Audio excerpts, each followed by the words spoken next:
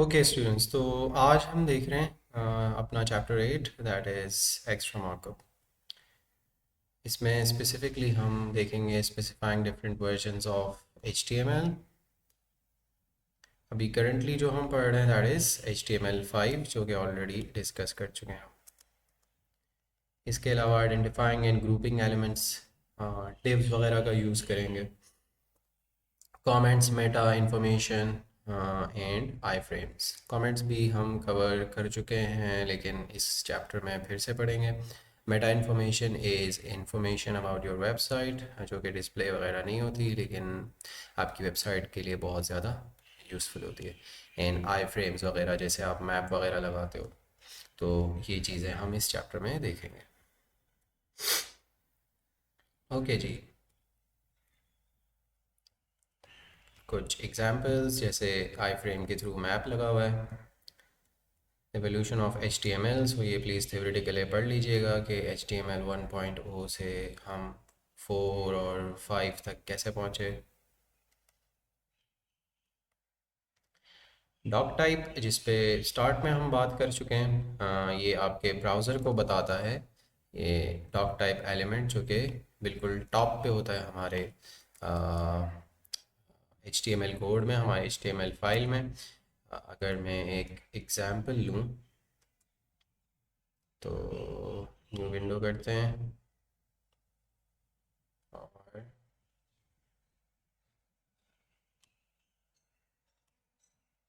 Let's say एक folder open कर लेते हैं। डेस्कटॉप पे जाके एक न्यू फोल्डर बना लेते हैं और उसको नाम दे देते हैं, लेट्स से चैप्टर 8, और इसको सेलेक्ट करके खोल लेते हैं VS कोड में।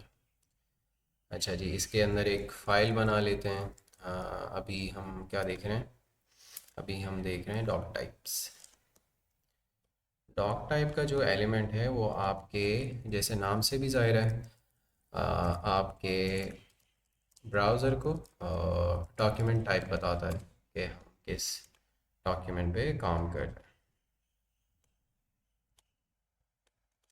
बॉयलर प्लेट कोड जनरेट कर लेते हैं और जी, तो बॉयलर प्लेट कोड में ही आपको नज़र आ रहा है डॉक टाइप। तो हम अभी करंटली किस डॉक्यूमेंट में, HTML में, सही। तो इस तरह ये आप स्पेसिफाई कर सकते हैं। एक्सक्लूड कर लें, आपका आपके रिज़ल्ट पे कोई इफ़ेक्ट नहीं पड़ेगा। Comments in HTML. Comments are very much important throughout your career. आप दो तरह से बहुत अच्छा होता है कमेंट्स करना अपने कोड में। लेट्स से हम कुछ कोड लिख रहे हैं, दैट इज़ एक एग्जांपल के तौर पे H1 लिख लेते हैं, सम टास्क, सही। अब डॉक्यूमेंटेशन या कमेंट्स का बेनिफिट ये है कि अगर कुछ टाइम बाद, लेट्स से 1-2 महीने बाद, मैं ख़ुद अपना काम देखूंगा तो मुश्किल से फिर वो मुझे समझ आता है। तो एक तरह से एक्सप्लेनेशन हो जाती है कि ये काम मैंने क्यों किया है, कैसे किया है। और या जब आप प्रोजेक्ट्स पे काम करते हैं मल्टीपल लोगों के साथ ग्रुप में, तो तब भी जब आप कोई काम गिटहब पे पुश करते हैं, आप चूँकि अलग टास्क पे काम कर रहे हैं, बाकी अलग पे कर रहे हैं, तो उनके लिए भी अंडरस्टैंड करना अच्छा है कि किसने क्या काम किया है, क्यों किया है, कैसे किया है। तो documentation is very much important. ये एक सिनेरियो ये हो सकता है कि आप किसी कंपनी में काम कर रहे हैं, कुछ टाइम बाद आप स्विच करते हैं, तो जो नया बंदा आपकी जगह आएगा उसको कोड समझना बहुत ज़रूरी है। तो अगर आपने डॉक्यूमेंटेड कोड किया हुआ होगा, कमेंट्स वगैरह लिखे होंगे, तो उसको भी कोड अंडरस्टैंड करना इजी हो जाएगा। अब HTML में हम किस तरह से कमेंट्स इंसर्ट कर सकते हैं? तो शिफ्ट, एंगल ब्रैकेट, राइट, फिर एक्सक्लेमेशन मार्क, डैश डैश। जैसे ही हम डैश डैश करते हैं तो वो खुद ही ये आगे डैश डैश और ग्रेटर देन साइन इंसर्ट कर लेता है, और इसके बीच में हम अब कुछ भी लिख सकते हैं, हमारा ब्राउज़र वो इग्नोर करेगा, जस्ट डॉक्यूमेंटेशन के लिए होगा। ये स्क्रीन पे नज़र नहीं आएगा। जैसे मैं लिख सकता हूँ, स्क्रीन पे शो नहीं होगा। तो अगर मैं इसको सेव करूं और F5 से इसको रन करूं, तो जो मैंने लिखा है सम टास्क वो तो आ रहा है, बट जो मैंने कमेंट्स लिखे हैं वो नहीं आ रहे हैं। कमेंट्स के लिए एक शॉर्टकट की होती है, लेट्स से मैंने यहाँ से कंट्रोल फॉरवर्ड स्लैश, जो राइट शिफ्ट के साथ वाला बटन है, टेस्टिंग कमेंट शॉर्टकट, ठीक है। सेव किया, वापस आए, रिफ़्रेश किया तो वो भी नहीं आ रहा। अगर मैं कमेंट्स में नहीं लिखूंगा, अनकमेंट करने के लिए भी कंट्रोल फॉरवर्ड स्लैश कर सकते हैं आप। सेव करें, वापस आए तो ये शो हो जाएगा। क्लियर? तो ये है कमेंट्स का use. ID attribute very much important, कि लेट्स से आप मल्टीपल चीज़ों पे काम कर रहे हैं। लेट्स से ये एक पी टैग है मेरे पास जिसमें लिखा हुआ है फर्स्ट पैराग्राफ, सही है। एक दूसरा पैराग्राफ मैंने लिया, अच्छा जी, ये कोड फॉर्मेटिंग मेरे पास ऑटोमेटिकली हो रही है, तो आप प्लीज़ यहाँ से एक्सटेंशन से जाके प्रिटियर इंस्टॉल कर लीजिएगा एक्सटेंशन, तो आपके पास भी ये फॉर्मेटिंग खुद ब खुद होगी। पहले हम कर रहे थे तो मैनुअली जा जाके हम उसको एडिट करते थे, आगे पीछे पुश करते थे कोड को फॉर्मेट करने के लिए। तो ये यहाँ से प्रिटियर आप इंस्टॉल कर लीजिएगा, ऑटोमेटिकली पेस्ट पे या सेव पे आपका कोड फॉर्मेट होता जाएगा। अच्छा जी, ये मैं चेंज कर लेता हूँ, let's say second paragraph, third paragraph और फोर्थ पैराग्राफ, ठीक है। सेव किया, रन किया तो मेरे पास आ रहा है first second third and fourth paragraph. लेकिन अब मैं इनको कैसे पहचानूंगा? वो होता है हमारे पास एक attribute ID. ID means identity. तो लेट्स से मैंने इसको दिया आइडेंटिटी, कुछ भी दे सकते हो आप, मैंने इसको वन दे दिया, या लेट्स से फर्स्ट पी, सही। इसी तरह इसको आईडी दी सेकंड पी, यानी सेकंड पैराग्राफ। इस दो पे टेस्ट आउट कर लेते हैं, कॉन्सेप्ट आपको समझ आए। वापस आए, रिफ्रेश किया, कोई डिस्प्ले पे इफेक्ट नहीं पड़ेगा। अगर मैं यहाँ हेड में आके कुछ स्टाइल करता हूँ, लेट्स से मैं लिखता हूँ पी और उसको दे दूँ कलर, लेट्स से रेड, ताकि विजिबल हो, हमें नज़र आए। वापस आए, रिफ्रेश किया, सारे पैराग्राफ्स रेड हो गए। अब मैं चाहता हूँ कि भाई स्पेसिफिकली जो सेकंड पैराग्राफ है वो मेरे पास क्या हो जाए, रेड हो जाए, बाकी वैसे के वैसे हों। तो मैं क्या करूँगा, पी पे नहीं लगाऊंगा क्योंकि पी टैग तो चारों हैं। मैं क्या करूँगा, हैश के साथ इसकी आईडी दे दूंगा, that is second P. Second P ये वाला बिल्कुल मैच होना चाहिए। कॉपी करके पेस्ट कर लें या मैनुअली जाके यहाँ पे लिख लें, कोई इशू नहीं है। तो यहाँ से किया, सेव किया, वापस आए और रिफ़्रेश किया तो सेकंड पैराग्राफ मेरे पास रेड कलर में आ गया। तो आइडेंटिफिकेशन के लिए होता है, और फिर आगे जाके हम इसको मल्टीपल यूज़ केसेस हो सकते हैं।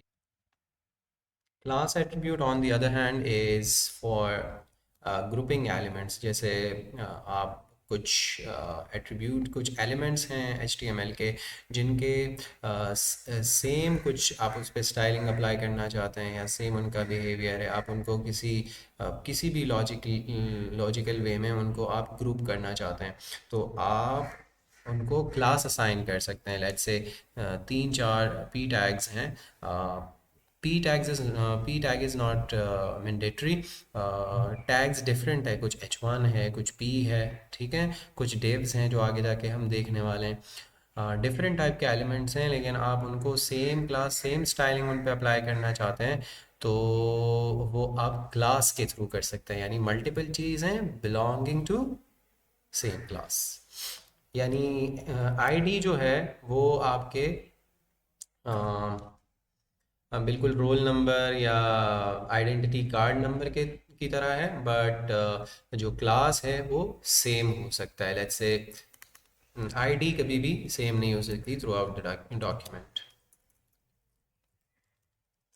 Class, let's say class one, और इसको भी दे दिया है वन क्लास, यानी ये एक ही क्लास से बिलोंग करते हैं, क्लास का नेम कुछ भी हो सकता है। क्लास वन, ठीक है।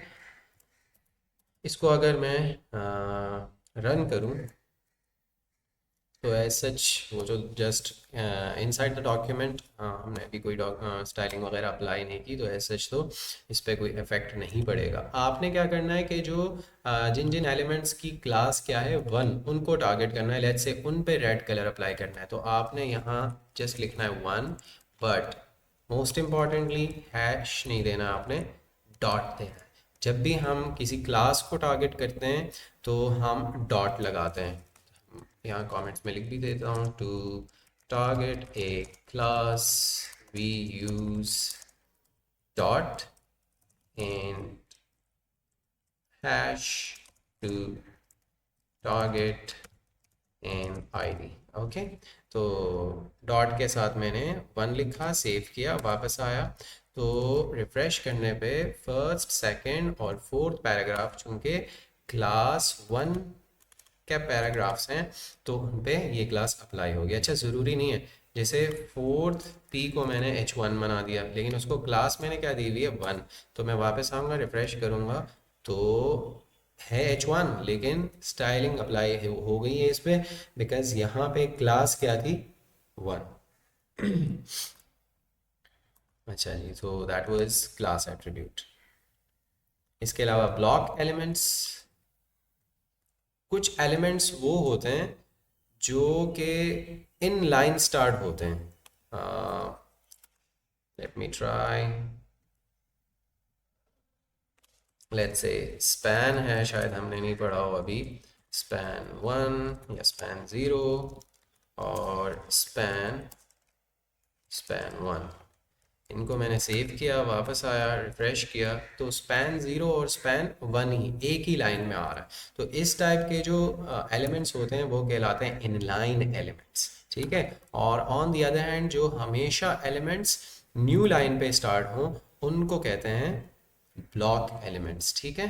तो elements always starting at a new line are called block elements, ठीक हो गया। और ये जो एलिमेंट्स हैं ये क्या हैं, जो स्पैन्स हैं ये हैं in line elements. So elements always starting at same line are called block elements, ठीक हो गया। तो अगर बुक की एग्जांपल में लूँ तो यहाँ पे एच वन है, पी है, यू एल है, ठीक है।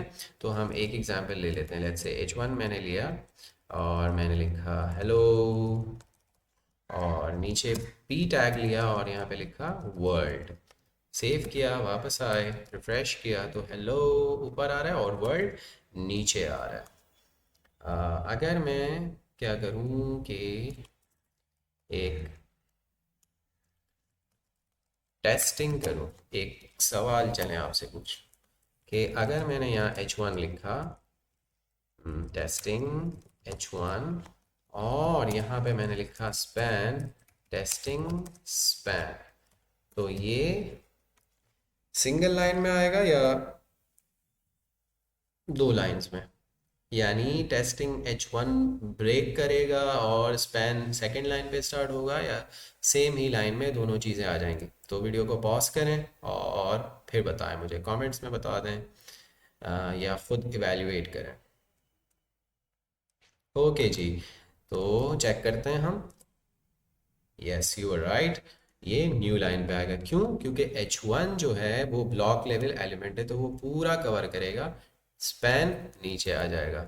अब अगर हम इसको ऐसे कर लें तो अब क्या होगा, टेस्टिंग स्पैन ऊपर चला गया क्योंकि वो स्पैन्स के साथ यहाँ कनेक्ट हो गया, लेकिन H1 जो है वो चूंकि लेफ्ट राइट का सीन नहीं है, वो हमेशा न्यू लाइन से ही स्टार्ट होगा। तो that was block elements. Inline elements पे भी हमने बात कर ली। Grouping text in elements in a block, इसके लिए हम div एलिमेंट यूज़ करते हैं। मल्टीपल चीज़ों को आपने ग्रुप टुगेदर करना है तो आप div यूज़ कर सकते हो। इन्हीं की एग्जांपल ले लेते हैं, कॉपी, और जो एग्जिस्टिंग कोड है उसको रिमूव कर लेते हैं, जो हमने स्टाइलिंग की थी वो भी रिमूव कर लेते हैं, पूरा स्टाइल का एलिमेंट ही हटा देते हैं, और यहाँ बॉडी पे आके पेस्ट करता हूँ, सेव करता हूँ, पहले देख लेते हैं और रिफ्रेश करता हूँ तो अनीश कपूर आ रहा है। अच्छा, वो इमेज नहीं आ रही क्योंकि हमारे पास इमेजेस नहीं है, तो no worries, image as such important नहीं है। हम यहाँ पे एक पी टैग लिख के भी टेस्ट कर सकते हैं, इमेज, ठीक है, सेव किया, वापस आए, तो ज़रूरी नहीं है कि आप भी, हम इमेजेस तो हमने कवर किया हुआ है तो इमेज आप यहाँ डाउनलोड करके डाल दें या कोई भी इमेज डाल दें वो इंक्लूड कर लें। अच्छा जी, तो यहाँ पे हो क्या रहा है, कोड को देखते हैं ज़रा। एक यूएल है, अनऑर्डर्ड लिस्ट, ठीक है, और उसके ऊपर एक इमेज है और यूएल के अंदर उसके चार क्या हैं, लिस्ट आइटम्स हैं। Very good. अब ये सब हमने, ये सारी चीज़ें, इन सब चीज़ों को हमने, यानी इस पूरे एरिया को हमने लेट से स्टाइल के लिए टारगेट करना है या कोई और काम करना है, लेकिन इन सब, इस पूरे एरिया पे करना है, इस पूरे डिव पे करना है, सही है, यूएल पे भी, पी पे भी, तो हम क्या कर सकते हैं, इनको ग्रुप टुगेदर कर सकते हैं। अच्छा, डिव हम आगे जाके जब पढ़ेंगे तो यूआई के मल्टीपल चीज़ों के लिए हम यूज़ कर सकते हैं, जैसे लेआउट में हमें कुछ चीज़ें ग्रुप टुगेदर करनी होती है, उन पे स्टाइलिंग अप्लाई करनी पड़ती है, तो उसमें भी डिव का बहुत ज़्यादा यूज़ होता है। तो div इज़ अ कंटेनर जिसमें आप डिफरेंट चीज़ें रख सकते हो। इन्होंने क्या लिखा हुआ है, the div element allows you to group a set of elements together in one block level box, सही है, तो एक ही ब्लॉक के अंदर ये सब कैरी आउट हो जाएगा। यानी कि मैं अगर यहाँ पे एक h1 लिखूँ, इसको दे दूँ ब्लॉक 1, और यहाँ पे H01, H02, सेव करूँ तो न्यू लाइन पे ले आऊँ, और इसको कॉपी करके यहाँ पे कमेंट्स लिख देता हूँ, कंटेनर या स्लैश ब्लॉक 1, और यहाँ पे कंटेनर स्लैश ब्लॉक 2, सही है, और इसको 03 कर लूँ और इसको 04, सेव करके वापस आके मैं चेक करता हूँ तो H1, H2, H3, H4 ये तो इस तरह आ रहा है, लेकिन यहाँ पे मैंने लिखा है, इसको आईडी दे दी ब्लॉक 2। अब मैं चाहता हूँ कि यहाँ से स्टाइल करके, कि मैं क्या करूँ, आईडी ब्लॉक 1 को मैं टारगेट कर रहा हूँ, तो क्या यूज़ करूँगा, डॉट यूज़ करूँगा ना, नहीं बिल्कुल नहीं, हैश यूज़ करूँगा क्योंकि आईडी है, और क्या लिखूँगा, ब्लॉक, ब्लॉक क्या, ब्लॉक 1, और स्टाइल उस पर अप्लाई कर लेंगे। लेट्स से बैकग्राउंड कलर दे देते हैं इसको रेड, ताकि विजिबल हो। सेव किया, वापस आए, फ्रेश किया, तो हमने अलग अलग जाके H1 पे और H2 पे अलग अलग स्टाइलिंग अप्लाई नहीं करनी पड़ी। H1 H2 यानी पूरा उसने एरिया कवर किया हुआ है, H1 का, H2 का, इसके अंदर जो भी आप डालो, लेट्स से इनको कॉपी करके मैंने मल्टीपल टाइम्स पेस्ट किया, और जब मैं वापस आया सेव करके तो इनको भी कंटेन कर लिया। यानी इसमें आप मल्टीपल एलिमेंट्स रख सकते हो। यहाँ से अब मैं चाहता हूँ कि ब्लॉक 2 को एक्सेस कर लूँ और उस पर कुछ स्टाइल अप्लाई कर लूँ। तो बैकग्राउंड कलर मैंने कहा ग्रीन, सेव किया, वापस आया, रिफ्रेश किया तो ग्रीन पूरे एरिया पे अप्लाई हो चुका है। अच्छा जी, इन्होंने क्या एग्जांपल दी है, एक टिप हेडर इमेज, अच्छा जी, पूरा हेडर वो तो मैं हमने देखे ऑलरेडी।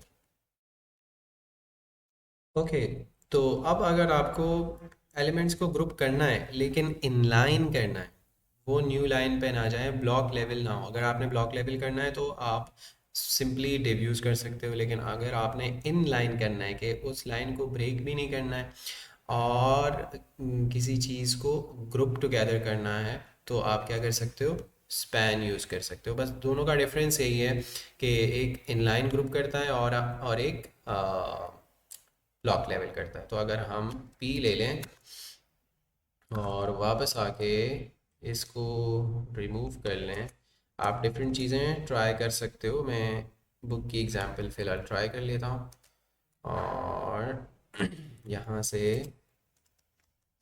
हमने क्या करना था, टारगेट करना था टेट मॉडर्न इस एरिया को, लेकिन लाइन में रहते हुए। सेव किया, वापस आए, रिफ़्रेश किया, तो वो जो हमने टेट मॉडर्न को टारगेट किया था तो वो उसी लाइन में है। स्पैन हमने डाल दिया तो हम इजीली इसको क्लास क्या दी हुई है, गैलरी। गैलरी के साथ क्या लिखूंगा, डॉट डॉट गैलरी, बट उससे पहले मुझे स्टाइल एलिमेंट इंक्लूड करना है और यहाँ पे डॉट गैलरी।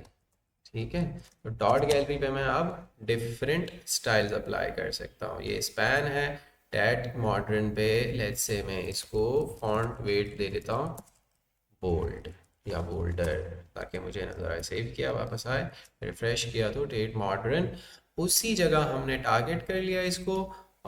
लेकिन क्या हुआ कि न्यू लाइन पे नहीं गया ये। अगर यहाँ पे मैं गैलरी को भी एक स्पैन के अंदर डाल दूँ, गैलरी को स्पैन के अंदर डाल दिया, ठीक है, और इसको भी, इन दोनों स्पैन्स को अब मैंने कंट्रोल एक्स करके एक और स्पैन के अंदर डाल दिया। सही है, तो ग्रुप टुगेदर हो गया ना, दो स्पैन्स, ये एक और आउटर स्पैन। ये जो आउटर स्पैन है इसको मैंने क्लास दे दी, लेट्स से आईडी दे देता हूँ, आईडी दे दी पेरेंट। ठीक है, और इससे ये क्लास हटा देते हैं फ़िलहाल के लिए, और यहाँ से ये वाली स्टाइलिंग हटा देते हैं और हैश के साथ में किसको, पेरेंट को टारगेट कर लेता हूँ। ठीक है, और इस पे दे देता हूँ मैं फॉन्ट वेट बोल्डर। तो क्या होगा, दोनों स्पैन्स पे बोल्डर वाला जो फॉन्ट वेट है वो अप्लाई हो गया, एक ही लाइन में रहते हुए।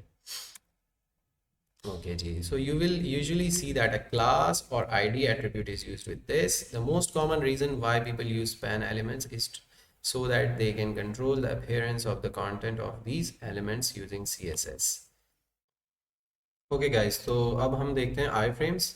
आई frame is short for inline frame.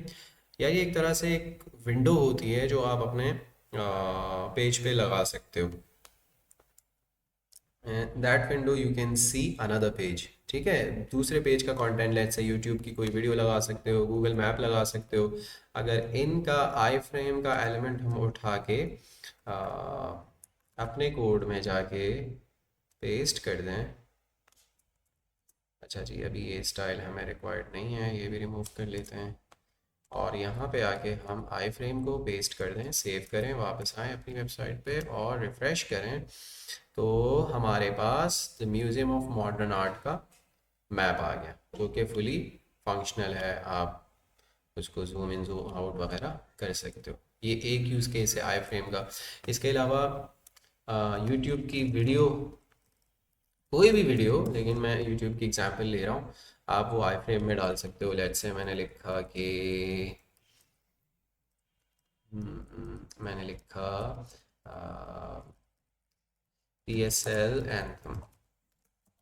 ठीक है, और यहाँ से आया मैं, ये वाली वीडियो उठाई अली ज़फ़र की और इस पर राइट क्लिक किया। राइट क्लिक करके आपके पास आ रहा होगा कॉपी एम्बेड कोड, ये किया आपने और वापस आए अपने कोड में, ये वाला आई फ्रेम रिमूव कर लिया और यहाँ पे पेस्ट कर लिया, सेव किया। मैं एक कमेंट लिख लेता हूँ, TSL anthem by Ali Zafar. Save किया, वापस आए और अपने पेज पे गए, रिफ़्रेश किया तो जो वीडियो है वो हमारे पास आ चुकी है। अच्छा जी, इसको आप डिफरेंट विथ और हाइट दे सकते हो। जैसे बहुत सारी चीज़ें आ रही हैं, विथ है, हाइट है, SRC में एग्जैक्ट वो वीडियो का URL आ रहा है। इसके अलावा टाइटल है, अलाउ है, अलाउ फुल स्क्रीन, तो ये सारे एट्रीब्यूट्स आप सेट कर सकते हो, चेंज कर सकते हो। ठीक हो गया। अगर मैं इसको विथ लेट्स से 200 दे दूँ, हाइट भी 200 दे दूँ और सेव करके वापस आके रिफ़्रेश करूँ तो वीडियो हमारी छोटी हो जाएगी and we can play it right here. ठीक हो गया। और यहाँ से फुल साइज कर लेते हैं बिल्कुल, क्योंकि हमने क्या किया हुआ है यहाँ पे, अलाउ फुल स्क्रीन किया हुआ है। अगर इसको मैं रिमूव करूँ और सेव करूँ, वापस आके रिफ़्रेश करूँ तो अब फुल स्क्रीन वाला ऑप्शन नहीं है हमारे पास। तो इस तरह की चीज़ें आप आई फ्रेम के थ्रू ऐड कर सकते हो। इसके अलावा वो एड्रेस हमने देखा था, आप यहाँ पे जाके गूगल मैप लिखें और गूगल मैप्स, यहाँ से आके कस्टम हम अपना कोई एड्रेस, लेट से आपकी कोई कंपनी है या आपका अपना कोई क्लाइंट का प्रोजेक्ट है, उस पर आप उसकी कंपनी का एड्रेस लगाना चाह रहे हो, लोकेशन लगाना चाह रहे हो। लेट से मैंने सर्च किया कराची, कराची पे क्लिक किया और कराची का जब मैप आया तो यहाँ से शेयर, शेयर पे आए। ये लिंक टू शेयर आ रहा है, ये नहीं करना है, एम्बेड मैप पे आपने जाना है। और ये सारा आपको आई फ्रेम का कोड मिल रहा है, यहाँ से कॉपी HTML करना है, वापस आना है और ये आई फ्रेम में वीडियो के नीचे रख लेता हूँ, सेव करता हूँ, वापस आता हूँ और वेबसाइट पे जाके जब मैं रिफ़्रेश करता हूँ तो मैप आ गया हम मेरे पास, लेकिन बहुत बड़ा है तो वीडियो इस साइड आ गई और कराची का मैप मेरे पास आ चुका है। तो ये कुछ यूज़ केसेस हैं, बहुत कुछ कर सकते हैं आप आई फ्रेम के थ्रू। अच्छा जी, स्क्रोलिंग अलाउ करनी है नहीं करनी, फ्रेम बॉर्डर जो कि डेप्रिकेट हो गया है, इस पे फ्रेम पे बॉर्डर देना ही नहीं देना। अगर आप वो 0 दे दे तो नहीं, और अगर 1 दे दे तो बॉर्डर शुड बी शोन। अब HTML5 में सीमलेस है, new attribute called seamless can be applied to an iframe where scroll bars are not desired. ठीक है, स्क्रोल बार्स आपने अगर नहीं अलाउ करने की, कोई स्क्रोल कर सके आपके मैप को, तो आप सीमलेस कर लो। Information about your pages, meta, meta tags, जब हम बॉयलर प्लेट कोड जनरेट करते हैं, लेट्स से इस सब को मैं कंट्रोल A करके रिमूव करता हूँ और Shift 1 के साथ बॉयलर प्लेट कोड जनरेट किया मैंने, तो उसमें भी मेटा टैग्स, मेटा एलिमेंट्स आ रहे हैं। ठीक है, तो मेटा एलिमेंट्स जो हैं वो एज सच आपके डिस्प्ले वगैरह को नहीं चेंज करते, लेकिन it's it's the data about your website और वेब पेज। यानी कि डिफरेंट होते हैं हमारे पास SEO के लिए, और वेब ब्राउज़र के लिए ये बहुत अच्छा होता है मेटा टैग्स या मेटा एलिमेंट्स। इसमें डिफरेंट हम चीज़ें ट्राई कर सकते हैं, जैसे डिस्क्रिप्शन। अगर मैं यहाँ आऊँ और मैं सर्च करूँ यूट्यूब, youtube.com नहीं दे रहा क्योंकि वो डायरेक्ट चला जाएगा, तो यूट्यूब पे मैंने लिखा तो ये जो चीज़ आ रही है ना, share your videos with friends family and the world, ये कहाँ से आ रही है? डिस्क्रिप्शन, मेटा में उन्होंने कोड में डिस्क्रिप्शन लगाई हुई है, तो ये वहाँ से। इसके अलावा कीवर्ड्स जो कि सर्च इंजन SEO की जो टीम होती है वो करते हैं ये सब। Robots, this indicates whether search engines should add this page to their search results और नॉट। ठीक है, इस तरह बहुत सारी चीज़ें आप ऐड कर सकते हो। ऑथर ऐड कर सकते हो, defines the author of the web page. इस तरह प्रैग्मा, प्रैग्मा कैशिंग को ब्राउज़र को रोकता है कि वो आपकी जो वेबसाइट है उसको कैश ना करे। और एक्सपायर्स उसी तरह कि अगर ब्राउज़र ने कैश कर लिया है तो उसको आप एक डेट दे देते हो, लाइक दिस। ठीक है, एक्सपायर्स, तो वो जाके कैश क्लियर हो जाता है और एक्सपायर हो जाता है। स्कैप कैरेक्टर्स कुछ रिजर्व वर्ड्स हैं HTML में, कुछ कैरेक्टर्स हैं जो कि स्पेसिफिक और स्पेशल मीनिंग होती है उनकी HTML में। जैसे हम टैग्स वगैरह यूज़ करते हैं, मल्टीपल एलिमेंट्स यूज़ कर सकते हैं। तो इस तरह ये हैं आपके पास कुछ कैरेक्टर्स। जैसे कि मुझे लेस देन का साइन चाहिए तो मैं LT लिख सकता हूँ, ये नीचे वाला भी ट्राई कर सकता हूँ। सही, तो इसको अगर मैं कॉपी कर लूँ LT एम्परसेंट साइन और LT कॉलन, तो मेरे पास क्या आना चाहिए, लेस देन सिंबल। सेव किया, वापस आया, रिफ्रेश किया तो लेस देन का सिंबल मेरे पास आ चुका है। इस तरह आप डिफरेंट ट्राई कर सकते हो। जैसे आपको कॉपीराइट का चाहिए तो कॉपी है, और वापस आके मैं इसको लेस देन को रिमूव करता हूँ और कॉपीराइट वाले को पेस्ट करता हूँ, वापस आता हूँ और कॉपीराइट का सिंबल आ चुका है। बाकी डिफरेंट आप ट्राई कर सकते हैं। ये एक एग्जाम्पल दी हुई है, और ये एग्जाम्पल भी आप ट्राई कर सकते हो, सारी चीज़ें इंक्लूड की हुई हैं इसमें। Summary, doctype tell browsers which version of HTML you are using. ठीक है, HTML बॉयलर प्लेट जो हम जनरेट करते हैं डॉक टाइप, उसके स्टार्ट पे या पे हमने बात कर ली। इसके अलावा कमेंट्स पे बात कर ली, आईडी और क्लास पे बात कर ली। इसके अलावा डिव और स्पैन पे हमने बात कर ली कि डिव क्या है, inline grouping, sorry, block level grouping करता है और स्पैन इनलाइन ग्रुपिंग करता है। आई फ्रेम्स पे हमने मैप्स लगा लिए, यूट्यूब की वीडियोस लगा ली, मेटा टैग्स पे हमने अच्छी खासी बात कर ली, और स्केप कैरेक्टर्स में हमने कॉपीराइट सिंबल को ट्राई किया, इसके अलावा लेस देन सिंबल को ट्राई किया।